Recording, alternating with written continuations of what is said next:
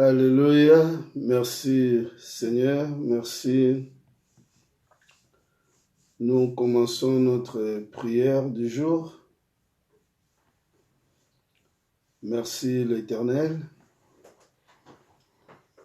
Merci pour la grâce. Et merci pour ce moment merveilleux que nous voulons passer à ta présence, Seigneur. Sois avec nous, notre Dieu. Sois avec nous dans ce moment, l'Éternel Dieu, que nous voulons commencer.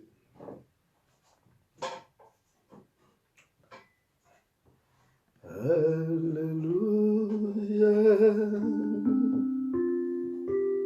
Alléluia. Alléluia. Alléluia. Alléluia. Alléluia. Alléluia. Alléluia. Alléluia.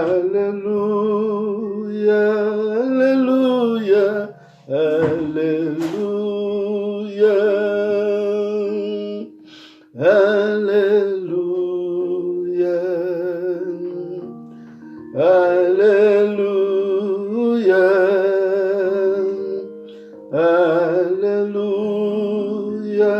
Alléluia. Alléluia.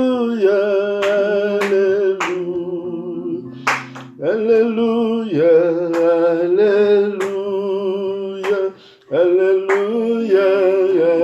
Alléluia. Merci Jésus, merci Jésus. Merci Jésus, merci Jésus. Merci Jésus, merci Jésus. Alléluia, alléluia. Merci Jésus, merci Jésus. Jésus, merci Jésus. Merci Jésus, merci Jésus. Alléluia, alléluia. Nous t'adorons, nous t'adorons, nous t'adorons, nous t'adorons, nous t'adorons, nous t'adorons. Alléluia, alléluia. Gloire à ton nom, gloire à ton, gloire à ton nom, gloire à ton, gloire à ton nom, gloire à ton nom. Alléluia. Nous t'élèvons, nous t'élèvons, nous t'élèvons, nous t'élèvons, nous t'élèvons. Alléluia, alléluia. Gloire à Jésus, gloire à Jésus, gloire à Jésus, gloire à Jésus, gloire à Jésus, gloire à Jésus. Alléluia, alléluia. Azanzambe, Yahweh, tu es koloba merci epai na yo. Merci epai na Nzambe. Nzambe oyo abateli biso, apesi biso lisusu mokolo lelo.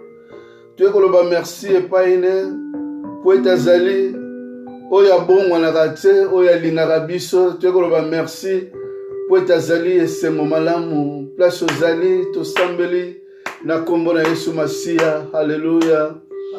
Merci Nzambe na biso. Merci Nzambe oyo ozali malamu. Merci Nzambe oyo kobongwanaka te. Merci oyo kolingaka peuple na yo. Merci Nzambe oyo kolingaka biso ya okotikaka biso te. Ozali liziba na bomoi na biso. ozali esengo kati na mitema na biso yawe toyesusu epai na yo yawe mpona koloba merci epai na yo merci po tozali esengo na nguya esengo na nkembo yawe tala mokolo lelo yawe topusani lisusu epai na yo troisième jour oh yawe dans la prière Seigneur oza nzambe yawe oyo pesi biso makasi oyo kokontinue kopesa biso makasi yawe mosusu nkolo oyo akokani na yo to tokokanisa na yo nkolo aza te yo ozali oyo kozala mpo kokontinue kozala libela na libela nzambe toyekoloba merci epai na yo ya po te yo bateli biso bateli baningami na biso obateli bandeko na biso esika bazali obateli bafrère basere yawe combien oyo babimaki tongo bana na se ya mbula kasi yawe yo bateli l'éternel Dieu combien l'éternel Dieu yawe o bazalaki na misala o bazana misala tina moma oyo nkolo yo zali kobatela yo zali kobomba nzambe oyo kobongwa na kate nzambe oyo kozalaka po koumelaka libela na libela oza nzambe oyo za malamu oza nzambe yawe toye kozala reconnaissant yawe epai noke oyo asimbi biso oyo asimbaki biso ezali yo l'éternel Dieu tala tina nkolo yawe toye liboso nkolo mpona koloba oza malamu toye liboso ya mpona koloba ozali nzambe na esengo toye liboso mpona koloba ozali nzambe oyo kobongwa na kate haleluya gloire et louange ezala epai na yo nzambe na moma oyo l'éternel Dieu opesi biso yawe topusa na liboso ya trône na yo banani oyo bakoki kozwa grâce oyo yawe soki bayenge bene te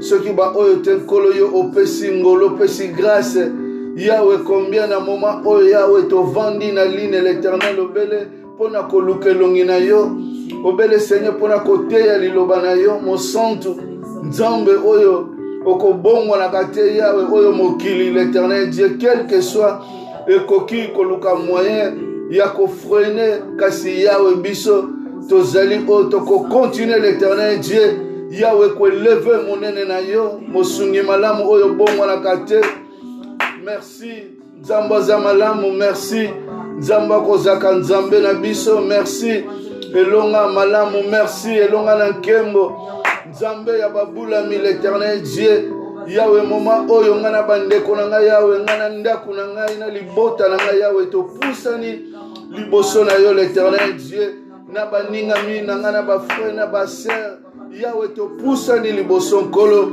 mpona koeleve kombo na yo mpona koloboza malamu mpona koloboza bolingo mpona koloboza esengo nzambe nini yawe oyo akokani na yo mokonzi nini l'éternel Dieu oyo akokani na yo nzambe ya baye nyonso l'éternel Dieu oyo baloba kozali mokonzi na bango oyo baloba kozali nzambe na bango oyo baloba kozali elikya oyo baloba kozali eyano yawe toyepai na yo kolo mpona kolobake mosusu yawe tokokanisa na yo aza te oyo akoki kopesa biso makasi oyo akoki kotelemisa biso oyo akoki kopesaka biso chaque jour souffle de vie yawe ntango ntongo ezali kotana nkolo tozali koloba epai na yo merci yawe ntango mokolo yawe ozali kobanda na biso na yango tosabandonaki na maboko na yo l'éternel Dieu kino kokoma na moma oyo yawe combien oyo bazalaki na misala combien oyo yawe tozalaki na misala kasi yawe osimbi biso olongoli fatigue na banzoto na biso yawe osali ke moma oyo topusa na liboso l'éternel Dieu haleluya na ba oyo meme bazalaki na ndako yawe olongoli fatigue olongoli miso na ba télévision yawe olingi topesa une heure oyo da ta présence o yawe elobaka mingi na vie na biso une heure de ta présence yawe ezali moment oyo yawe nkolo biso totikaka nyonso totikaka distraction yawe tozalaka concentré kopusa epai na yo koluka yo nzambe oyo ozali malamu kozala reconnaissant na babienfait na yo oyo nzambe ozali kokontinue kosala kati na bomoi na biso kati na vie ya peuple na yo yawe merci nani yawe oyo abongi na lokumu abongi na nkembo yawe soki yo te Yahweh kolosoki bandeke na zamba l'Éternel Dieu. Ya bazali kokumbisa kombo na yo. Yahweh soki bandeke na zamba Yahweh kolo bazali ko lever monene na yo. Ya bongo biso bato kelaki na lolenge na yo. Bongo biso bato Yahweh yo ozali na fier ya kolobake na kela moto na lolenge na ngai. Ya pona nini tu lever kombo na yo te. Pona nini tu glorifier monene na yo te. Pona nini tu lever yo te oyo kozalaka poko omelaka libela na libela. Alléluia. Merci ma sœur Sophie, merci ma sœur Bébé, merci ma sœur Béa, merci Namoma Oyo, merci ma sœur Jolie, merci ma sœur Nelly, alléluia, merci l'église de Dieu. Et à moment Oya, c'est que pousse à la liboso ensemble. Merci Maman Isa, que Dieu te bénisse. C'est le moment que nous élevons le nom du Seigneur, alléluia. C'est le moment, alléluia, merci. Maman Amélia, que Dieu soit notre Dieu. Élevons ce Dieu-là, cherchons-le, car il est tout pour nous, car il est le Dieu de toutes grâces, l'incomparable qui vit, qui continuera à vivre dans notre vie. C'est Dieu qui mérite, alléluia, la louange et l'adoration. Il est le Tout-Puissant, il est le Dieu des dieux, il est le Dieu de toute gloire. Il est le Dieu de toutes grâces. Alléluia. Seigneur Jésus. Merci Jésus. Merci. Merci car tu es le Dieu le Tout-Puissant. Alléluia. Yahweh Zanzambe. Pona nini Yahweh. Motema na ngai Yahweh ekumbisa yote. Pona nini motema na ngai eleve yote. Alléluia. Merci. Merci Seigneur. Alléluia. Bandeke bako ye melayo, bandeke bako kumisayo, oete yonde osala kibango, na yango bako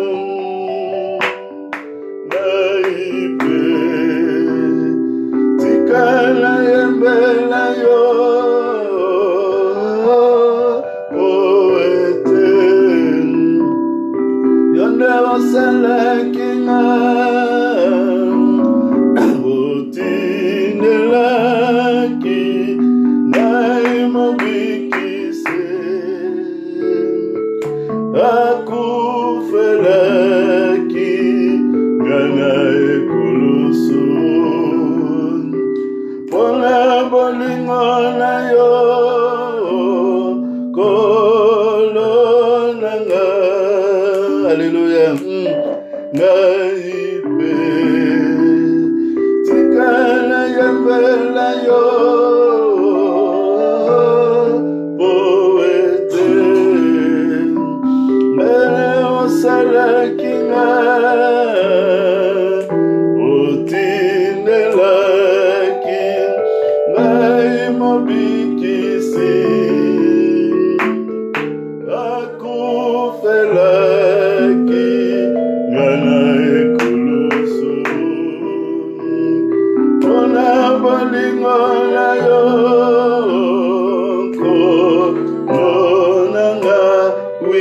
eleve nzambe wana bandeke bazali kokumbisa ye. Brino to eleve nzambe oyo azali malamu. To eleve mokonzi oyo akobongwa na kate. Haleluya. Soki bandeke ndeko na ngai, soki bandeke bazali kokumbisa nzambe, ba oyo bayebi nzambe te bazali kokumbisa mokonzi na bango bongo biso. Haleluya, oyo apesi conscience toyebake akelaki biso na lolenge na ye, azalaka na esengo akele biso batu na lolenge na ye nzambe, akesanisi yo na nga na banyama. Pona nini te tokumbisa ye, apesi biso bwanya oyo apesi epai ya banyama te, asufla biso souffle na ye de vie oyo ezali kosala ke biso to continuer ko vivre. Pourquoi pas élever ce Dieu là? Élevons le nom de Jésus. Place ozali ko lever nzambe oyo asala yo différence, asala différence ya yo na banyama. Akeli nyama zali kotambola, mais yo souffle na ye, apesa souffle na ye pai na yo. Oza nzambe yawe, yawe oza mokonzi, yawe oza elikia, esengo ya mitema na biso yawe vandaka epai na yo. Nzambe oyo kela biso, osala biso différence, l'éternel Dieu. Alléluia. Yawe osala biso différence na banyama, osala biso différence na bandeke. Me bandeke bazali ko lever kombo na yo tongo pokwa pe butu. Yawe pona nini te biso bato yokeli, yawe biso pe tozala na reconnaissance wana. Talatina l'éternel Dieu. Talatina yawe tozali ko poussa le pai na yo. Yawe talatina nga na bandeko na ngai, nga na ba frère na ngai. Yawe toza reconnaissant ko tombola yo. Toza reconnaissant ko leve nzambe wana. Mon frère Soba. Tozali reconnaissant ya koloba liloba ya malamu pona nzambe wana. Toza reconnaissant ya ko tombola ye. Reconnaissant ya ko leve ye. Toza reconnaissant ya ko betela ye maboko. Hallelujah. Toza reconnaissant ya koloba zali nzambe oyo aza malamu na bomo ina biso ndeko na ngai. Aza nzambe. Combien oyo bazongisi pema mokolo lelo bakoki susu ko prolonger vie na bango na mabele oyo ba vivante. Mais yo na nzamba pesi biso grâce à prolonger biso mikolo. Hallelujah, poteto zala ba oto kwa adore ba oto kwa eleve ndeko na ngai. Kumbisa nzambe wana netola ye tanga ba bienfait oyo nzamba zali kosala na bomo ina yo. Yawe za nzambe soki totangi ba bienfait te yawe oyo nzambo salela biso yawe tokotanga suba bienfait ya nini. Ba papa na ba mama ba bokola biso l'éternel Dieu, batika biso kasi ozali nzambe oyo continue ko simba biso, continue ko marcher na biso. Hallelujah. Yawe za nzambe oyo meme na terre étranger ozali nzambe ozali ko simba biso, ozali ko vanda kati na mitema na biso yawe. Ozali ko linga nkolo tozala reconnaissant kozali oyo ko simba kabiso. Ozali ko linga tozala reconnaissant ke ozali oyo ko bomba kabiso. Yawe talatina obongi na masanjo le obongi na lokumu kati na bomo ina biso yawe.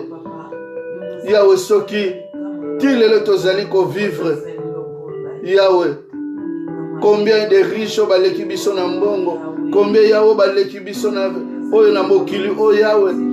Ba viva koleka biso ya batambola na bamotuka ya balata baliksi balana bandaka baliksi. Yawe kaso sala terme ya vie na bango. Me ya biso zali kotika biso. Yawe tam supona tina ya adoration na yo, tam supona tina ya ko continuer ko témoigner kombo na yo. Nzambe yo sala kamalamu. Nzambe oyo zakala vraie solution, les vraies solutions ya vie na biso yawe. Les vraies solutions ya mituna na biso ezalaka nde yo nzambe yawe mosusu aza te tu ekweleve yo oyo ovandi na trone eleki batrone nyonso tu ekweleve yo oyo ozali mosantu 3 fois saint. Alléluia. Ma sœur Nathalie tokumbisa nzambe wana tu eleve ye aza nzambe oyo aza malamu aza nzambe oyo azalaka esengo aza nzambe oyo akotikaka biso te de Bruno azali nzambe oyo abombaka biso oyo amérite la louange l'adoration oyo amérite la reconnaissance azali oyo azali kokonsole biso quel que soit tokoki kozala frappé na basitation difficile basitation de mort basitation nyonso ezali kofrappe biso tempête. Mais il est là, la vraie solution, notre Dieu. La vraie solution, c'est lui qui habite dans les lieux très hauts. Ele é o nosso Senhor. O Deus poderoso. O Deus da paz. O Deus que consola todos os corações que estão a chorar neste momento. A todos que estão a lhe procurar neste momento. Ele é o nosso Deus. Ele é tudo para nós. E por isso, neste momento, Senhor, estamos a procurar a Tua face. Estamos a aproximar de Ti. Porque és o Deus que aproxima daqueles todos que se aproximam na Tua presença. Tu es le Dieu qui s'approche auprès de ceux qui s'approchent de Toi. Nani oya kokani na yo nzambo za malamu yawe nani akokai kopesa biso makasi ya 3 jours résistance dans la prière yawe soki yo te nzambe oyo za malamu si ce n'est que toi qui fais alimenter notre foi tu fais alimenter notre vie jour après jour Seigneur notre Dieu. Alléluia.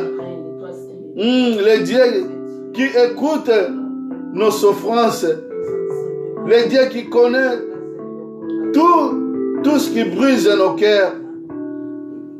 Psaume 147, ce que nous avions lu. 47, psaume 147. Dieu connaît tout ce qui brise ton cœur. Il connaît là où tes pensées sont échouées. Il vient à ton secours. Il vient à notre secours, notre Dieu, notre soutien. Alléluia. Ozanzambe. Abelela nzambe nanga. Abelela nzambe nanga. Abelela nzambe nanga. Koyanolanga nabelela nzambe nanga nabelela nzambe namoa nabelela nzambe nanga kinoa koyanolanga ya Francisca ya Siska nzamba zala na yo ya moma oyawe tozali koluka nzambo ya pesaka kimia oya yaka na consolation ya mitema même ezali brisé même ezali kolela azali oyo apesaka kimia na mabota na biso na mabota na yo na mabota na église aza nzambe. Haleluya.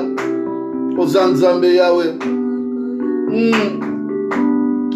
onga nabelela nzambe nanga nabelela nzambe nanga nabelela nzambe nanga kino wako yanolanga Yesu nabelela nzambe nanga nabelela nzambe amawa nabelela nzambe nanga kino wako nazangi kimya nabelela nzambe nanga katina kolela nabelela nzambe ya mawaye nabelela nzambe nanga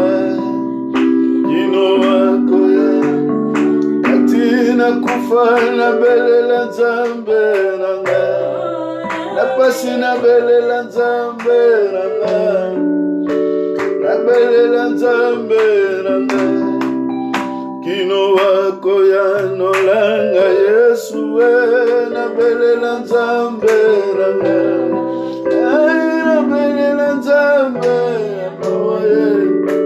na belela nzambe nanga kino wako ya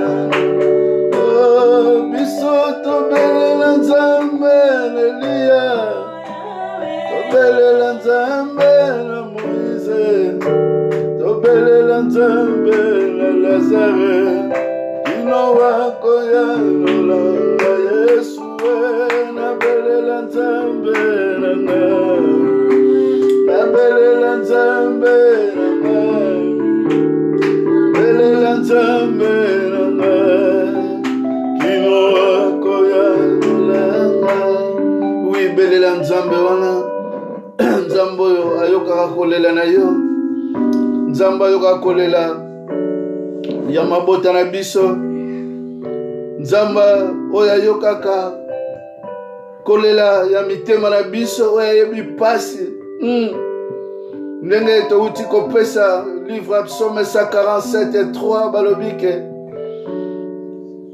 nzambe azali oyo ayebaka oyo ezali kobrise mitema na biso oyo ezali kobrise motema na yo meme oyo evandi na pense na yo ezangi solution. Il est la vraie solution. Alléluia. Sambela lobe pa ya nzambe wana liloba oyo ezali kotungisa yo loba ya oza nzambe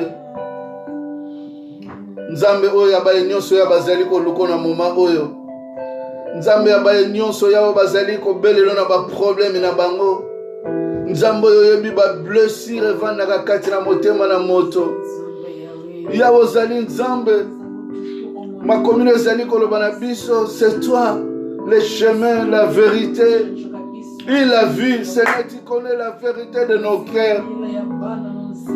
Yawe yo yebi ba vérité ya mitema na biso ezali koswa biso ezali kosala pasi kati na biso kati na motema moko na moko ezali kosala pasi. Alléluia.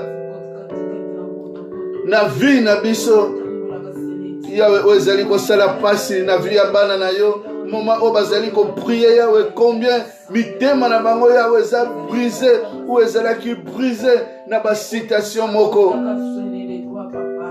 Yawe moment où tozali ko poussa ne pas na yo.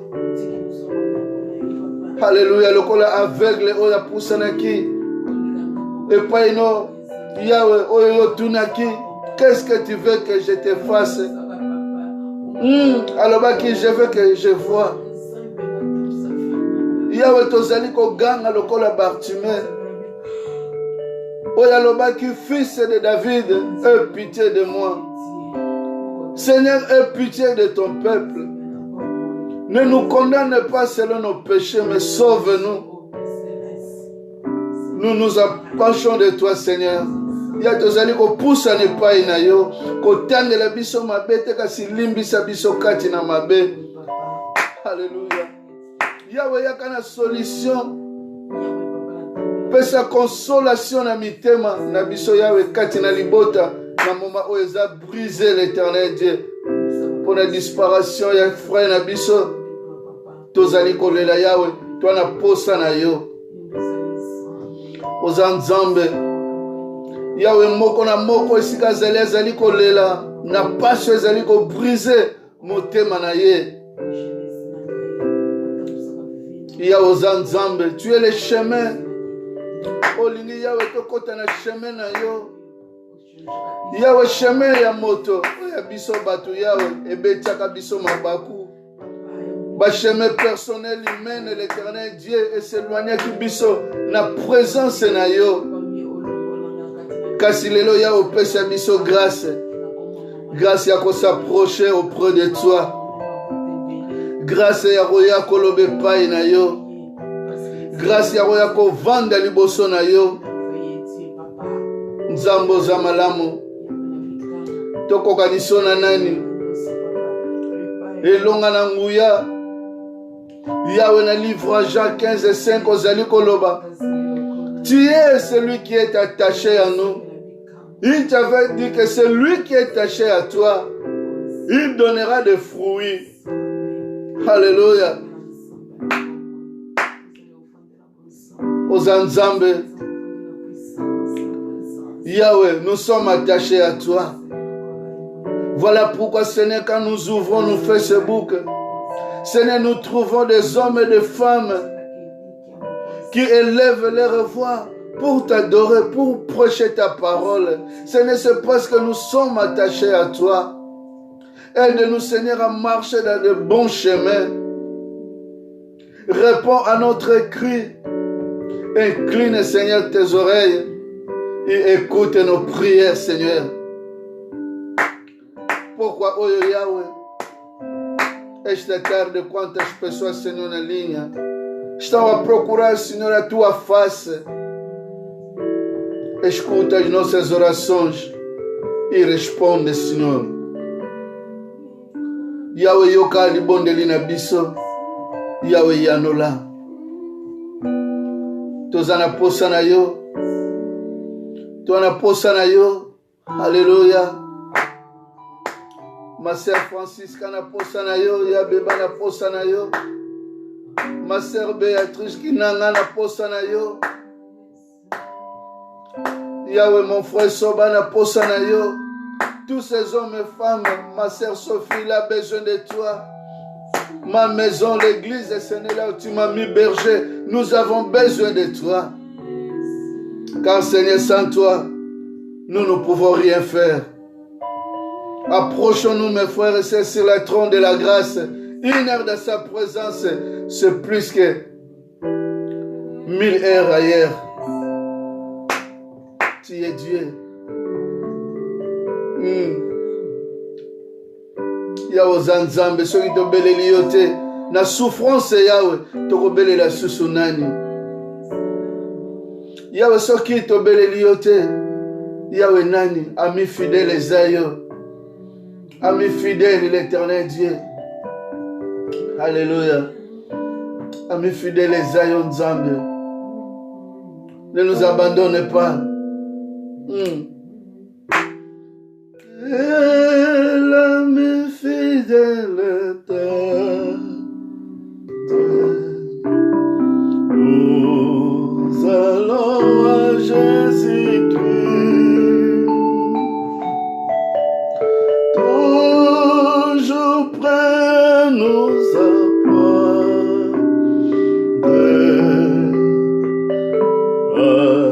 comptant sur son secours. Il connaît nos défaillances, c'est nos chutes de chaque jour. Alléluia. Sévérant à ses exigences, c'est les riches dans son amour.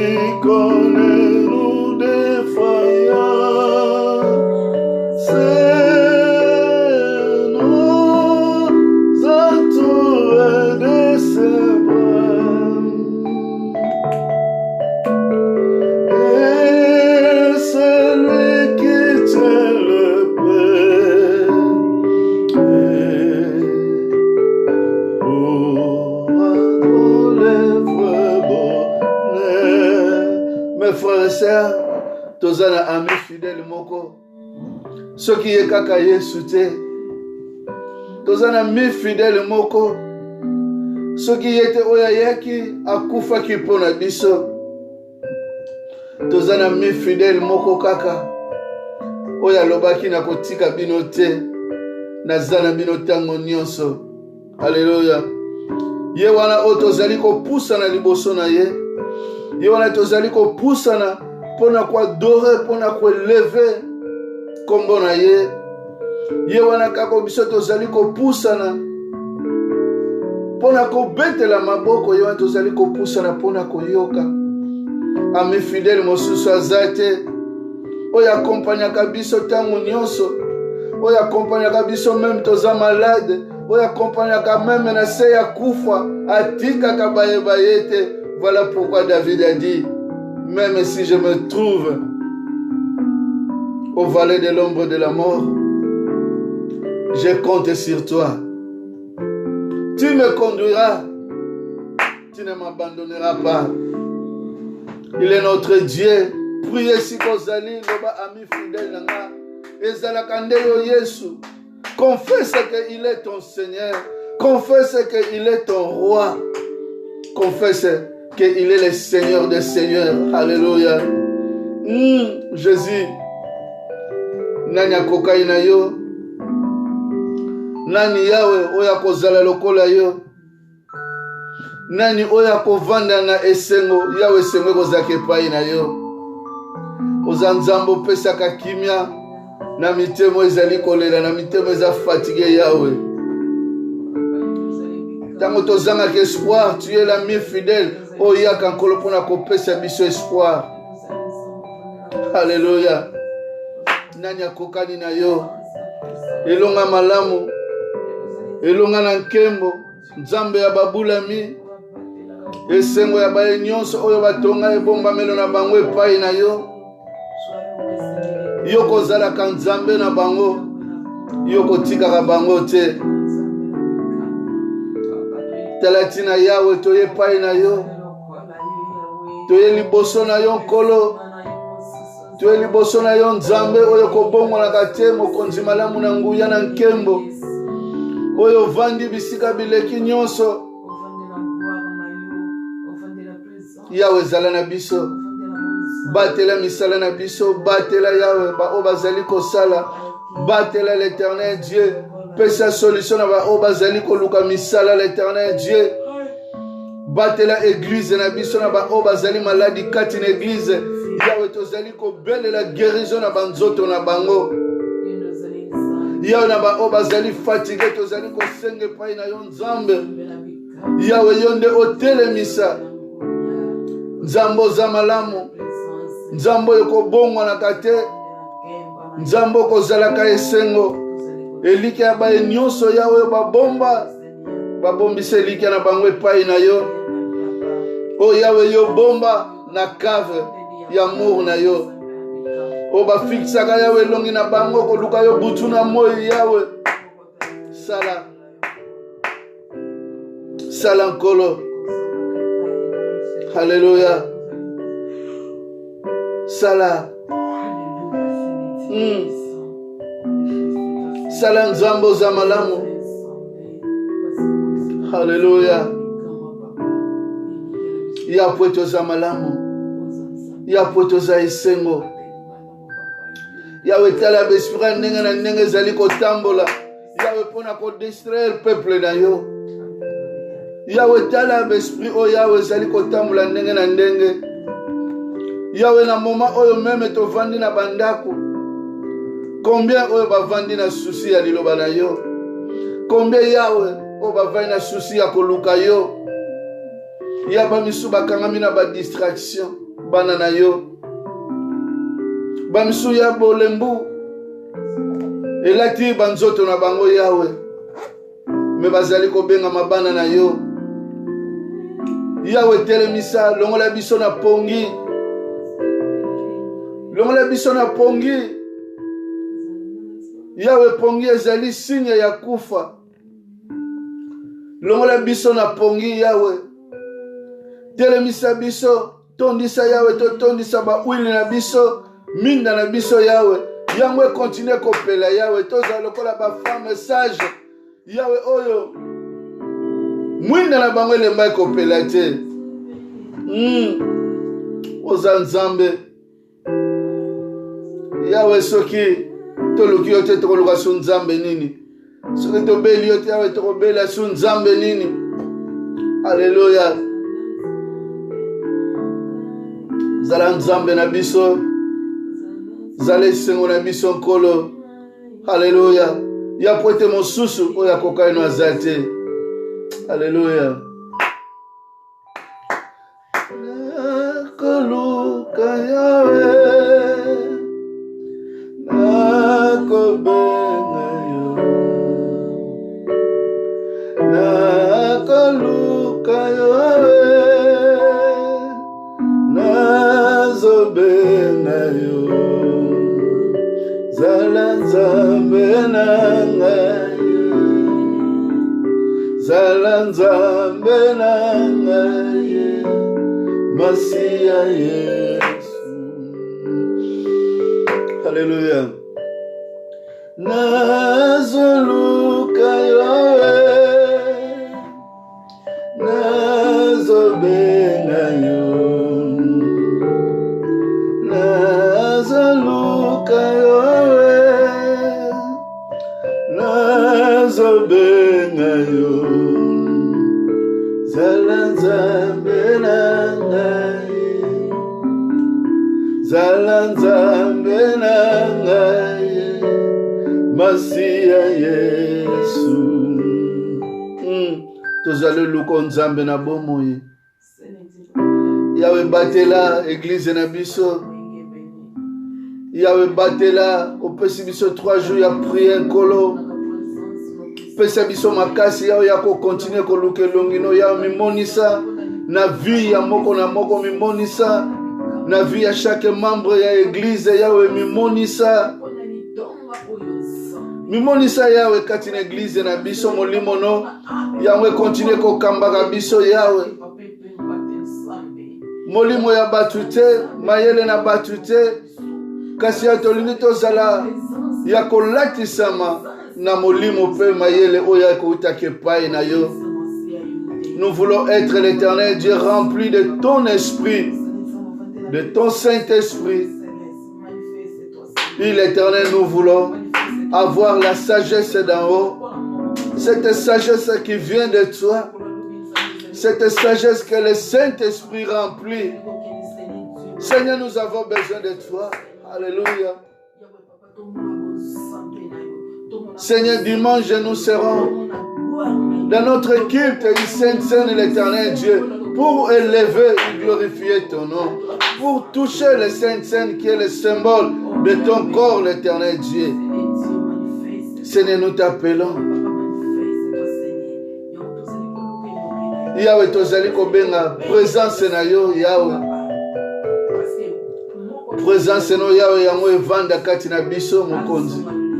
Présence no Yahweh yango eya ekamba biso. Présence na l'Éternel Dieu.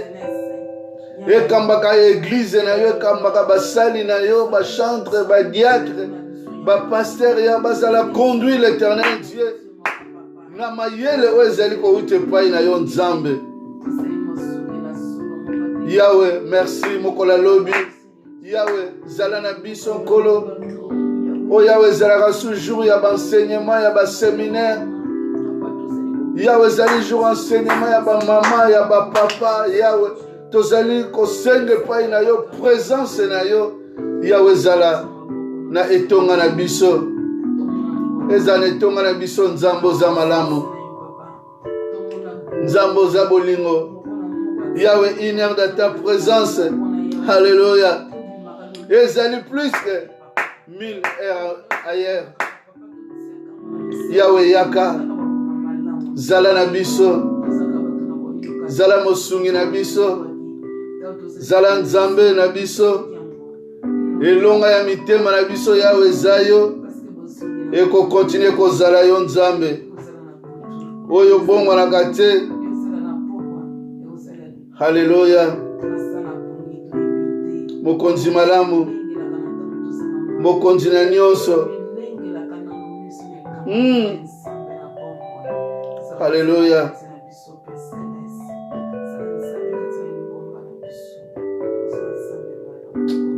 Tu es Dieu. À toi notre Dieu, soit la gloire. Amen. Si vous allez le bien, amen. Obeteli nzambe maboko. Amen. Azali nzamba za malamu. Tozana une heure dans sa présence. Voilà pourquoi moment ya prière na biso ezali courte. Te remercier nzambe. Oyo abateli biso abombi biso. Il nous a donné 3 jours dans la prière. 3 jours que le thème était bâtissez sur les rocs ou bâtissons sur les rocs. C'est dit totonga likolo ya libanga oyo ezali yende Yesu Masiya. Mercredi topesaki totangaki na psaume 147 oyo ezali motuya. Que le Dieu, il connaît nos blessures. Il vient dans notre soutien parce qu'il connaît même nos pensées. Alléluia. Azan Zambe. Tolobilaki bashwa. Oyo vi na biso eponaka. Oyo vi na biso etambulaka na yango ezalaka bashwa personnel. Bashwa wana etika batrace na vi na biso. Bashwa wana pona ba misusu ebengama ba malchance. Pona ba misusu bashwa wana ezala lokola nzambe alingaka biso te me nzambe alingaka biso. Parce que na makomi balobi ke amonaka ba blessure na biso et puis ayaka pona ko soutenir biso. Lobi tokotaki mwa muke na mozindo ya koloba ke totonga likolo na ye oyo azali libanga na bomoi.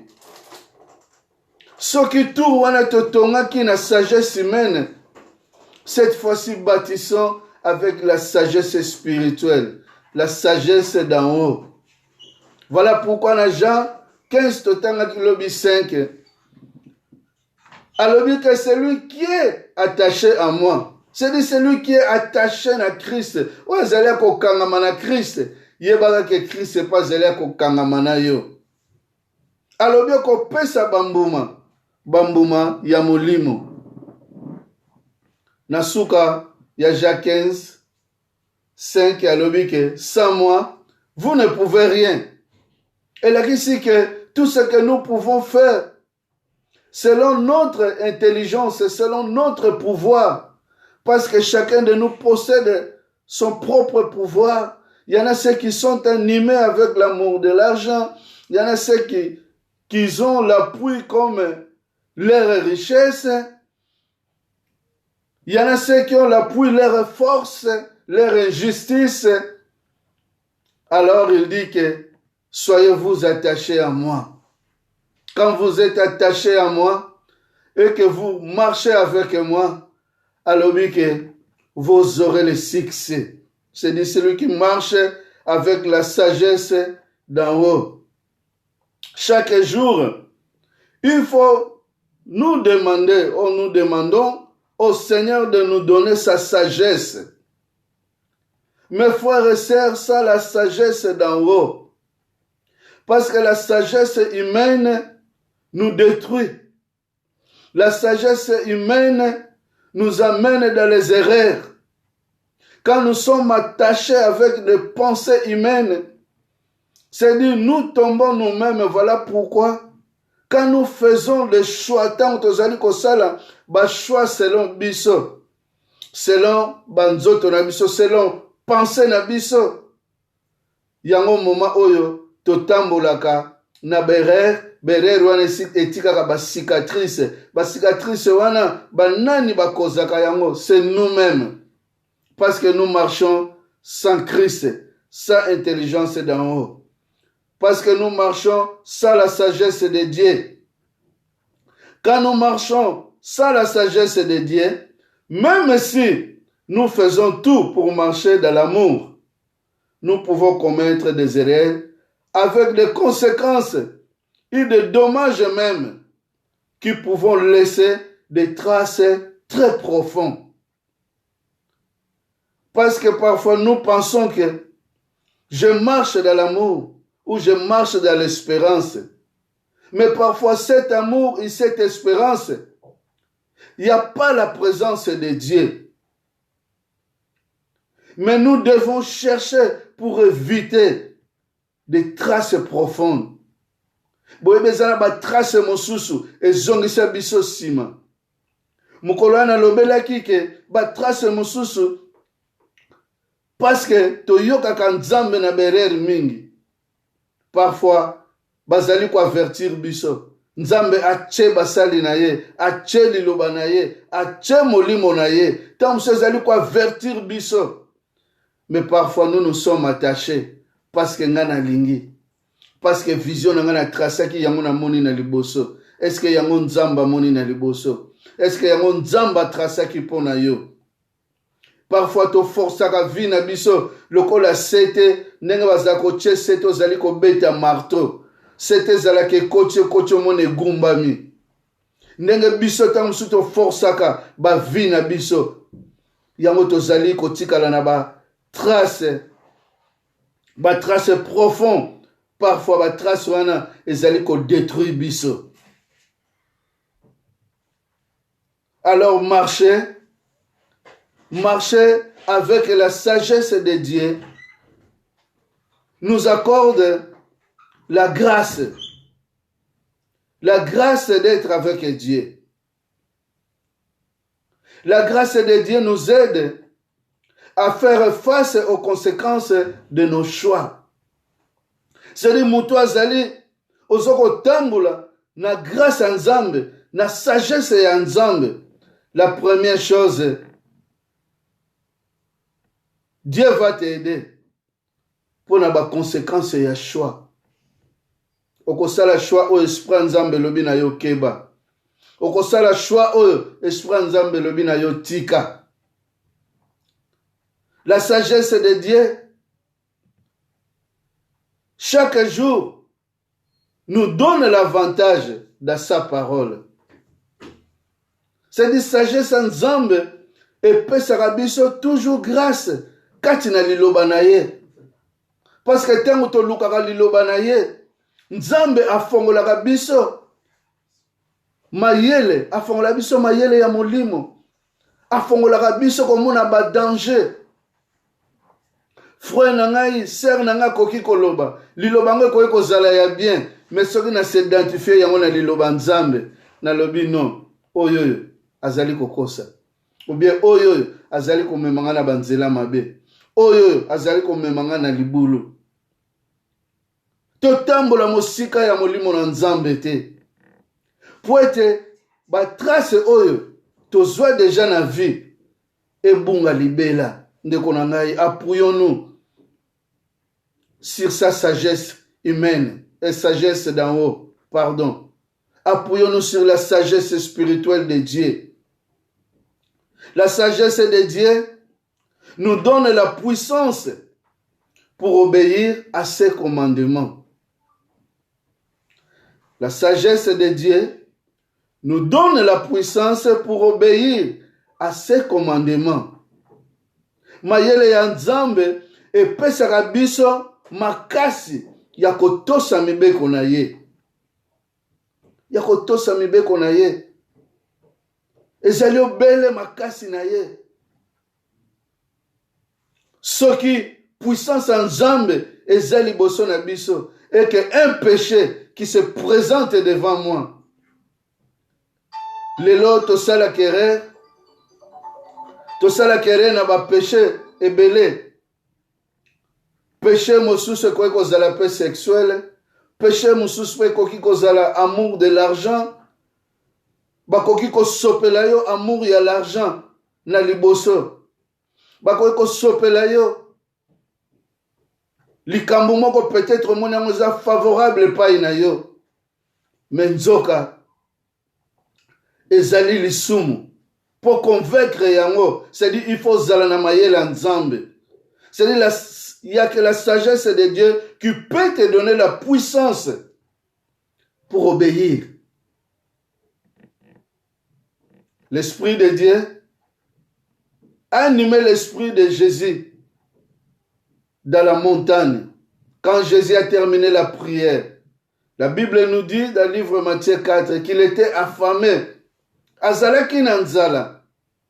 Ezaki moment favorable. Oh, Jésus a kokaki kolia. Mais il a résisté au diable. Parce que la parole était en lui. Et la puissance de la parole lui a fait obéir que non. Ce n'est pas le moment de manger.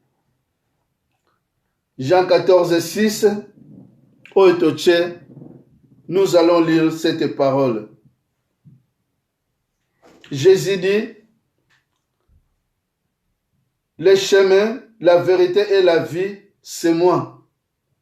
Personne ne va au Père sans passer par moi. Na 15:5, Tolobelaki, il dit que celui qui s'attache à lui, celui qui s'attache à Christ, Christ est attaché à lui. Maintenant, Jean 14, 6, il nous dit, le chemin, la vérité et la vie. Nzela solo pe bomoi, alobi c'est moi. Personne ne va au Père sans passer par moi. Alléluia. Personne ne passe au Père ni passer par moi. Parmi autres prophètes, oh banani bayelelo banani bazali ko sambela banzambe, il y avait personne qui avait déclaré ces choses. Prophète Mokote a déclaré eloko wana. Il est le seul. C'est-à-dire, si tu n'es pas attaché à Jésus, même tes prières pourront être des prières en vain. Parce que la Bible dit, il est auprès du Père. Il intercède pour nous. Parfois, nos prières tombent sur lui. Et il lui ramène nos prières au Père. Il n'y a pas un autre médiateur. Il n'existe pas. Aucun médiateur entre Dieu et le Père et vous, ou bien et nous. Il n'y a que lui, Jésus-Christ. Alléluia. Voilà pourquoi, en tant que vrai chemin, il est la vraie solution. Christ est la vraie solution. Aza solution, il y a bon mot inabiso. Awazali, les seuls oyazali nzela, et comme mabiso pas ina papa. Awazali, le pont entre père nabiso. Alors, il est la vraie solution. Et si comme mususu, okokiko luka solution exacte. Jésus est la vraie solution. Parce que yazali nzela. Ce qu'on commet pas inaye, ce qu'on tche qu'on dit mais pas inaye. Alléluia. Au cas tu sais pas ina père. Il est la vérité. La vérité qui vous révèle comment et pourquoi ces solutions sont toujours parfaites. Alléluia. Il est la vérité qui vous révèle comment et pourquoi ces solutions sont parfaite.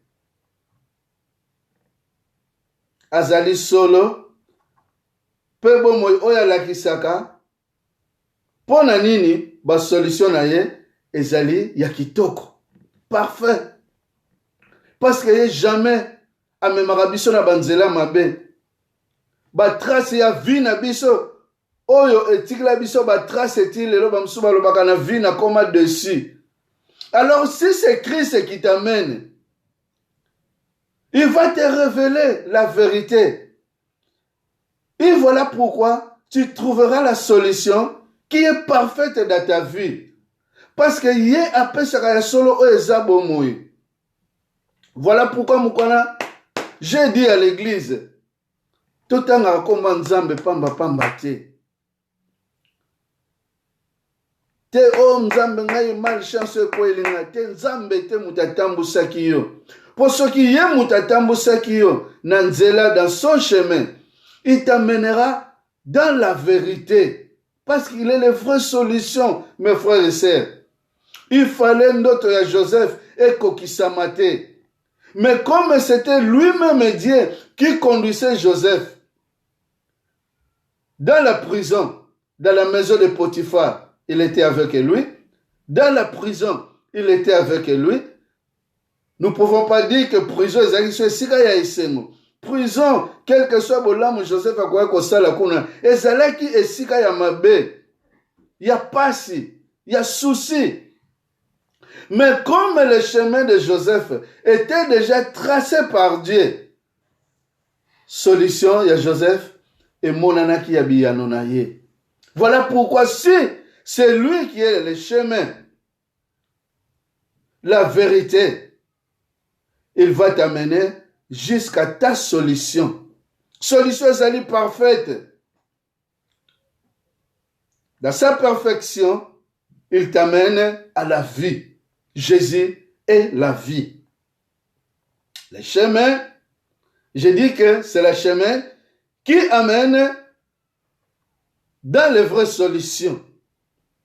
La vérité, c'est la vérité qui révèle comment et pourquoi ces solutions sont parfaites.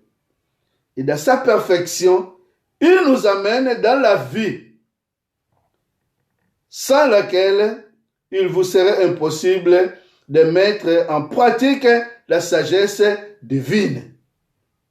C'est-à-dire, quand nous n'avons pas la vie en Christ, c'est-à-dire, nous ne pourrons rien faire, mais quand nous avons la vie, c'est-à-dire, nous allons mettre en pratique la sagesse divine, la sagesse qui nous donne. Parce que la vie que Jésus nous donne, ce n'est pas simplement la vie que nous allons vivre en haut, mais la vie aussi pour pratiquer des choses divines ici sur la terre.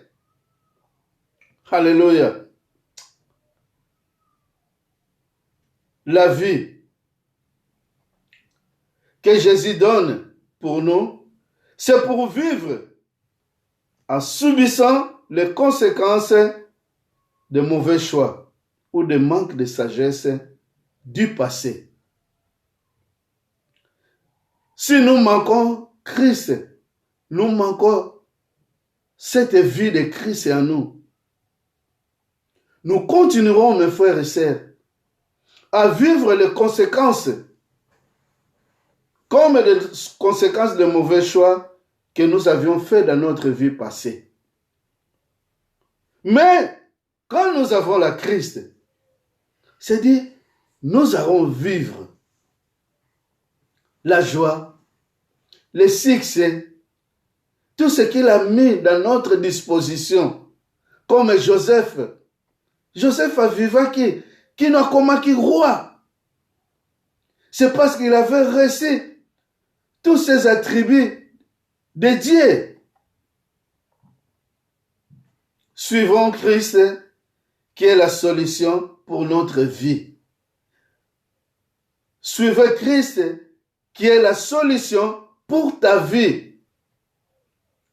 Oyo sokozanaye oko vivre. Oko vivre sagesse humaine pe batu bakokamwa yo lokola bakamwa qui vit ya Salomon. Cette sagesse qui vient d'en haut nous comble d'une paix inexistable. Alléluia. Mutu azali na kimia ya Nzambe. Mutu azali na sagesse atondisamaka na kimia moko mokili epesaka te. Atremblaka pamba te. Quelle que soit la citation, ayeba kozongisa merci epai na Nzambe. Quand ba difficulté ezali pasi ezali, ayebaka ke nazali kotambola na nzela ya Nzambe. Solo na ye yango evandi kati na ngai. Kotambola na vie ya Christ.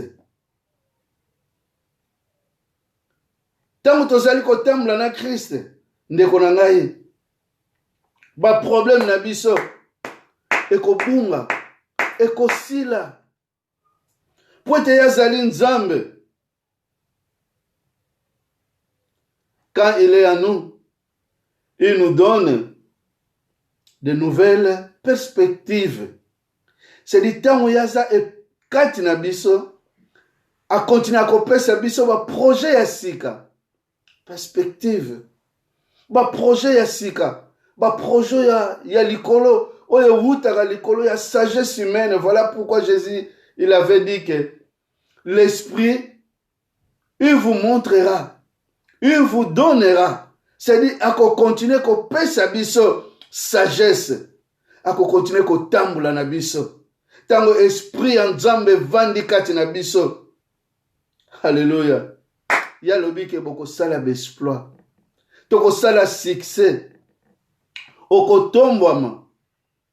Na misala na yo. Na libala na yo. Oko tombwama. Alléluia. Nzamba kotika yote. Oko tombwama. Na ministère ozali na yango. Oko tombwama. Nzamba ko lati ba capacité oyo mokile lati sakate. Mokile ko kamwa combien de personnes o bazaya ko loba na bango na vie bazwa kisi. Ndeko nanga bamso bazwa na bango kisi te.